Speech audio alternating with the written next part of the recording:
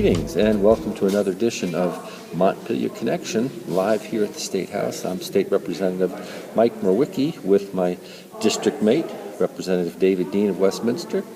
And we are here, fourth week, is it? Yeah.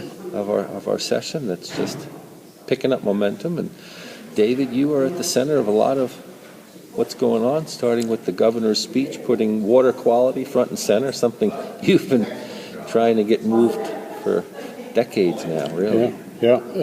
This is a year of opportunity in terms of clean water, and we are really hoping that with the support of the administration and the agency, through the Agency of Natural Resources, that we will see some progress in terms of the largest source of pollution remaining relative to the waters of the state, and that's non-point source pollution. What does that mean?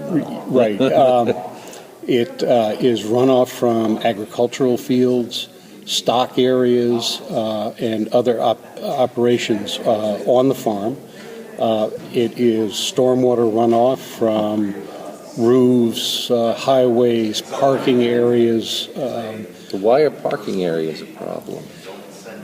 If the stormwater simply runs off from a surface where there is no way for the water to be absorbed into the ground, it hits the streams, the surface waters of the state, very quickly and with a big flush. And what that does is, if you will, overload the stream or river that it's flowing into, and it creates a lot of force with the water moving down the stream, and consequently that force creates erosion. So you start losing stream bank, and the bottom of the river incisors and goes down, and all of a sudden the river might not be able to find its way out into its floodplain. And if it does that, then that power just continues on downstream and continues to erode the banks. And that can damage infrastructure, personal property, and there are ways of dealing with it. This is no longer rocket science. It is known. We know how to deal with it, and the trick is to get out there and do it. So what's changed this year? I mean, you've been at this for a long time, and we seem to be in a different mindset from top to bottom right now.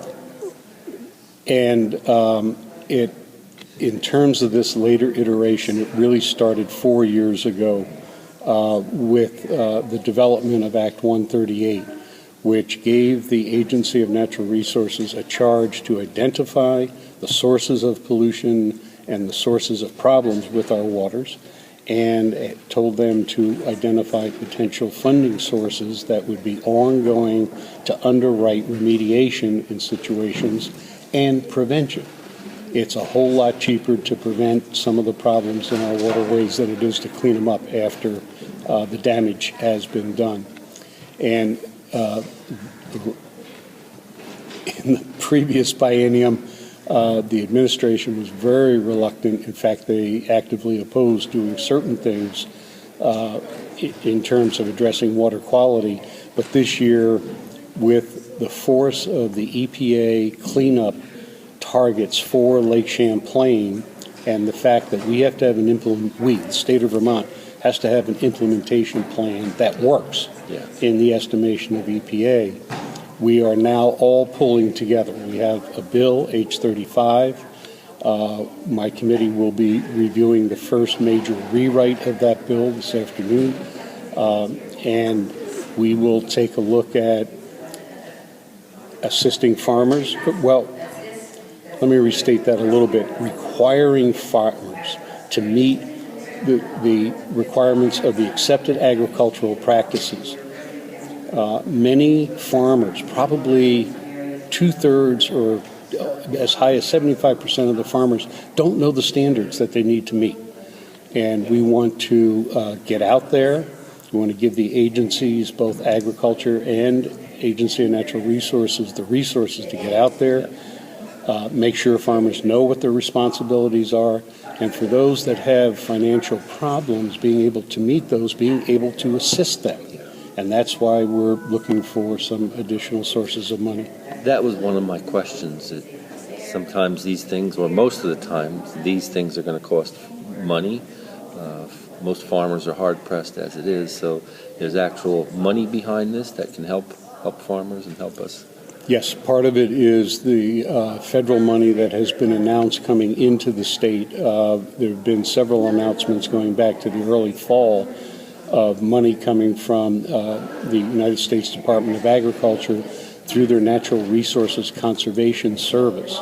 And those funds can be put on the ground to do bricks and mortar kinds of projects. The money that we are looking to raise here in Vermont to sort of match that federal money will allow for the outreach, technical assistance, and engineering necessary to do that work. You can say that you want to prevent erosion along a stream bank.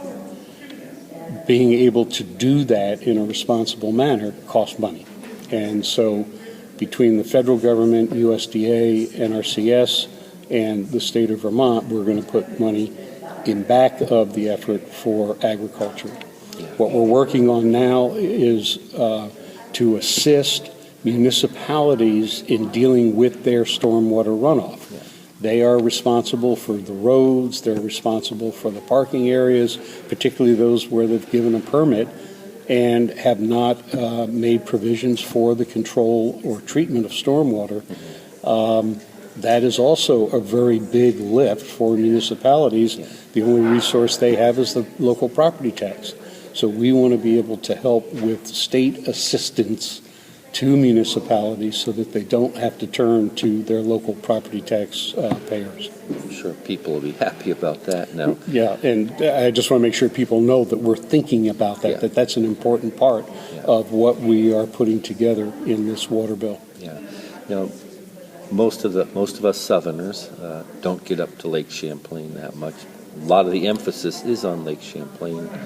How bad has it gotten to where it's generated this kind of attention? Well, those businesses in the northern lake and in the southern lake that depend on the lake to underwrite their business have been suffering for the last 3-4 years with just huge blue-green algae blooms. Not only does the water look bad, but the particular one of the types of algae in those blooms, in fact, give off a toxin that can make your animals sick, they can make you sick. The other thing that happens when you have a huge algae bloom is that when the algae dies, it goes to the bottom of the lake and takes out all the oxygen during the process of decomposing, so that you end up with what's called an anoxic situation, meaning no oxygen in the water. Aquatic species are every bit as dependent on oxygen as you and I are in terms of our breathing. So it's had a major impact on the tourist industry to the point where 5 years ago, a publication made a list of places not to visit and to actively avoid them. Lake Champlain, unfortunately, was on that list. Yeah, well, obviously we have our work to cut out for us. Now, what's the timeline for this? Well, it has to be out of the House by March 20th, and if you back it up, it has to be out of my committee by February 20th, and so we are working hard on that schedule. In terms of the cleanup itself that this bill will set off, we're looking at 15 years, maybe 20 in the case of some of the more minor toxin and nutrient loading situations. Part of our work is going to be to target the biggest sources of nutrient loading, and it's those nutrients that are setting off these algae blooms. Now, I want to point out also that the focus right now is Lake Champlain. And that's because we have a cleanup plan that EPA is going to issue late winter, early spring. Lake Memphremagog, which is the lake that receives all the rivers that flow north up in our Northeast Kingdom, and the Connecticut River watershed also will have cleanup plans that are coming along over the next 2 or 3 years. So what we do for Lake Champlain, my committee is committed to creating a capacity that will deal with all of these water quality problems statewide. And again, we're looking in the 15 to 20 year range. It takes a long time to get phosphorus out of the water column. And it figures, if you will, phosphorus goes into the lake. It stimulates plant growth. The plants grow, and then they die, and all the phosphorus that's in those plants goes back into the base of the lake or river, back into the substrate. And it takes a long, long time for phosphorus to work itself out of the system.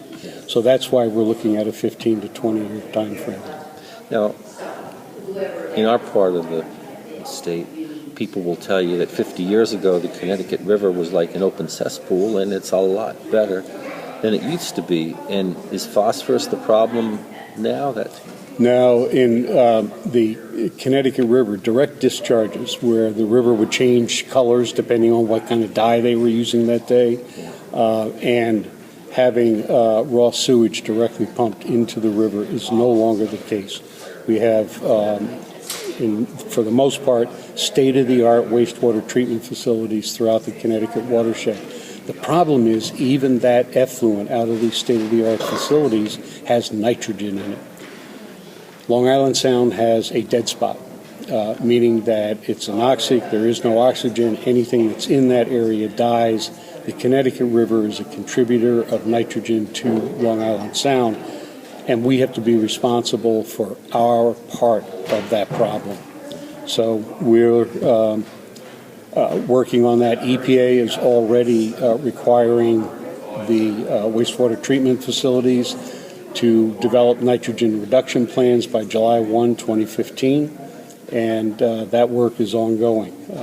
And we have yet to see any of the plans because they're not due yet. But and then again, anything you can do to reduce agricultural runoff where there's phosphorus present also works to reduce nitrogen discharge from the ag runoff. So what we do for phosphorus in one watershed works for nitrogen in the other watersheds. Yeah. Now, with our river, you've got several states involved. Is that part of the work you do with your other job at the Connecticut River? Yes. Is coordinating those efforts? Yeah, there are 4 river stewards with the Connecticut River Watershed Council, and we each work a different reach of the main stem river, the Connecticut reach, the Massachusetts reach. I work in the Upper Valley from Massachusetts up through White River, and Ron Rhodes works in the North Country from the White River up through the Connecticut lakes. And part of our work is to assist landowners to put erosion control in place, to change the land use patterns, getting them signed up for the NRCS programs, and or doing a hands-on project on the land itself to mitigate erosion problems that are identified. I've been talking about erosion. Let me just mention that soil particles bind to nutrients and other things like toxins, and when you put soil into the water, it's taking things right along with it. So when you see brown water, you know that you've added both additional nutrients and potentially toxins to a stream or river. Well, looks like you've got a lot of work laid out for you just in your committee. Other topics that you're focusing on, budget concerns. Are there budget concerns in your committee, in your area? No, because this administration has really stepped up to the plate and is directing resources at the Agency of Natural Resources so that we can address these water quality problems. So there's really no major concern there. In terms of overall House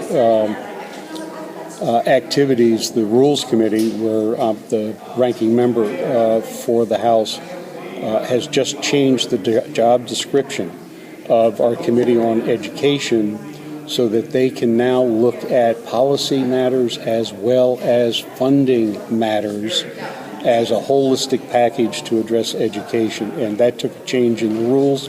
In fact, I'll be on the floor today asking the House to adopt the suggested change in the job description, if you will, for the House Education Committee. Yep. Well, certainly keep them busy, David. Oh, yeah. And then we've got stuff we're working on back home. I know in Westminster we're still trying to make sure we can find some funding for the bridge in North Westminster, Yep. and hopefully before too long we might have some good news around that. Yep, I hope so. It sounded positive the other day. Yeah, we did talk with the governor, and it sounded positive, and we just have to make that happen in real terms. Yep. So thanks for taking the time out of a busy day Thanks today. for helping me get the message out. Okay. Let's clean up our waters. You bet. And thanks to all the people back in Brattleboro at BCTV for helping make this happen and bringing our work back to you. Until next time, this is Mike Mrowicki. Bye-bye.